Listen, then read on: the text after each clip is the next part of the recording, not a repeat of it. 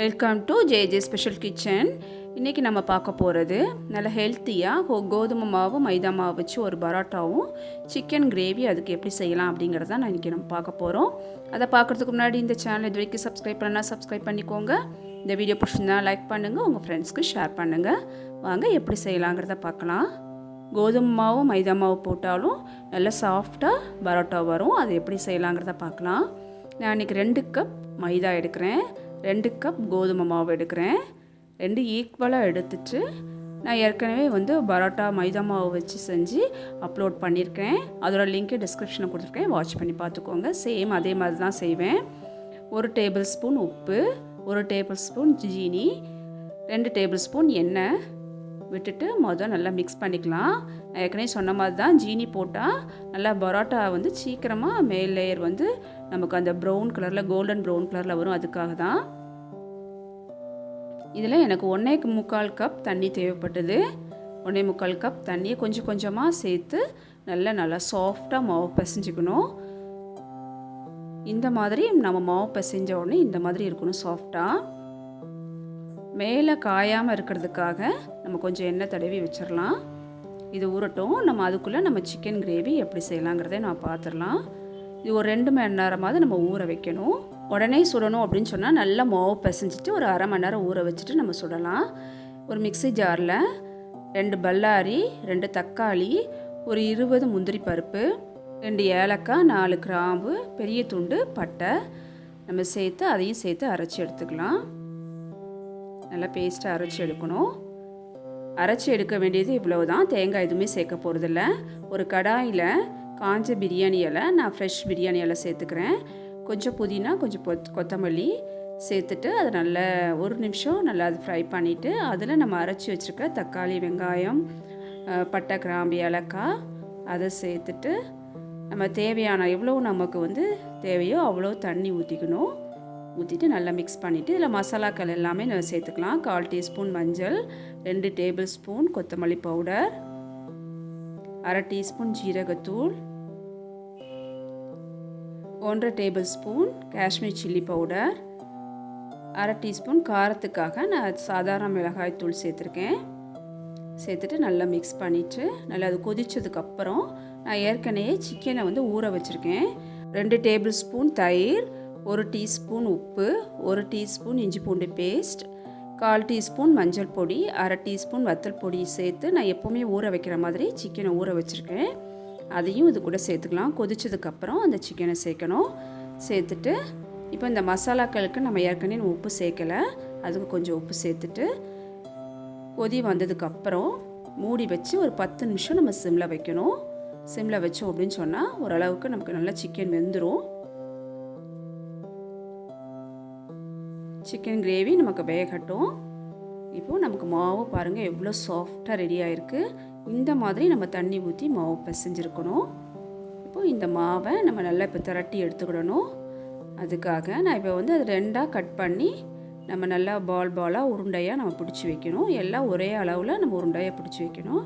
நான் இன்றைக்கி கொஞ்சம் பெரிய சைஸாக பரோட்டா செய்ய போகிறேன். அதுக்கு அதற்பால் நான் இன்றைக்கி மாவை எடுத்துக்கிறேன்.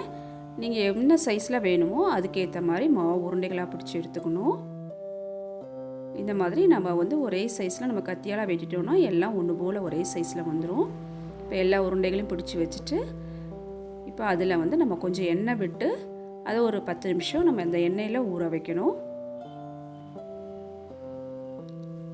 நல்ல எண்ணெயில் ஊற ஒரு 10 நிமிஷம் ஊறினதுக்கப்புறம் நம்ம அதை எடுத்துட்டு நம்ம எப்படி பரோட்டா நீங்கள் ஏற்கனவே என்னோடய வீடியோ பார்த்துருந்தீங்க அப்படின்னு சொன்னால் ரொம்ப ஈஸியாக பரோட்டா வீட்டிலேயே நல்ல லேயராக நம்ம எப்படி செய்யலாம் அப்படிங்கிறது தெரிஞ்சிருக்கும். அந்த வீடியோட லிங்க்கை நான் டிஸ்கிரிப்ஷனில் கொடுத்துருக்கேன், நீங்கள் வாட்ச் பண்ணி பார்த்துக்கோங்க. எவ்வளோ விரிவாக திரட்ட முடியுமோ அவ்வளோ விரிவாக திரட்டணும். இது மைதா மாவு மாதிரி கிடையாது. நம்ம கோதுமை மாவு சேர்த்துருக்கிறதுனால எவ்வளோ விரித்தாலும் நமக்கு விரியதுக்கு வரும். அந்த அளவுக்கு நம்ம நல்லா விரிச்சிட்டு அதுக்கப்புறம் எல்லாத்தையும் சேர்த்து நம்ம மடித்து எடுக்கணும். நான் கொஞ்சம் ஒட்டாமல் இருக்கிறதுக்காக நம்ம மேலே மாவு தூவிட்டு இந்த மாதிரி நம்ம மடித்து எடுக்கும்போது நல்லா மைதா மாவில் எப்படி லேயராக வருமோ அதே மாதிரி நமக்கு லேயராக வரும். அதுக்கப்புறம் நல்லா இழுத்துட்டே நம்ம இப்படி ரவுண்ட் பண்ணணும். ரவுண்ட் பண்ணி இந்த மாதிரி அடியில் ஸ்டிஃப் பண்ணிவிட்டு எடுத்தோம் அப்படின்னா சூப்பராக நமக்கு ரெடி ஆயிரும். பாருங்கள், இந்த மாதிரி எல்லாத்தையுமே நம்ம ரெடி பண்ணிவிட்டு அது தனியாக ஒரு 10 நிமிஷம் வச்சிடலாம். அதுக்குள்ளே நமக்கு கிரேவி ரெடி ஆயிடுச்சு. பாருங்கள், நல்லா எண்ணெய் பிரிஞ்சு நல்லா ஒரு 10 நிமிஷத்துலேயே சிக்கன் வெந்துடும். பாருங்கள், சூப்பராக ரெடி ஆயிடுச்சு. இந்த சமயத்தில் நமக்கு உப்பு தேவைப்பட்டுச்சு, கிரேவி திக்காக இருந்தது, கொஞ்சம் தண்ணி தேவைப்பட்டதுன்னா தண்ணியும் சேர்த்துக்கலாம். வாசனைக்காக கொத்தமல்லி தூவிட்டு ஸ்டவ் ஆஃப் பண்ணுறதுக்கு முன்னாடி 2 டேபிள் ஸ்பூன் ஜீனி சேர்த்துட்டு கொதிக்க விட்டுட்டு ஸ்டவ் ஆஃப் பண்ணிடலாம். இப்போ பரோட்டாவும் நமக்கு ஒரு 10 நிமிஷம் நமக்கு ஊறிடுச்சு.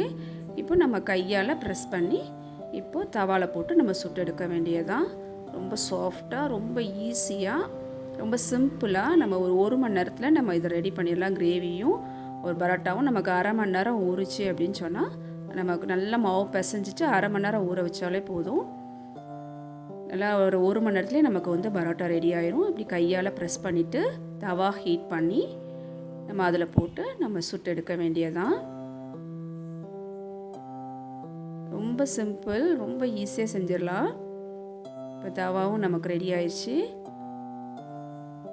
இப்போ இதில் நல்லா கொஞ்சம் நம்ம எண்ணெய் ஊற்றணும் அப்படின்னு சொன்னால் நமக்கு மேல் லேயர் நல்லா கிறிஸ்பியாக அப்படி சூப்பராக பார்க்குறதுக்கே நல்லா கோல்டன் ப்ரௌன் கலரில் அழகாக வரும்.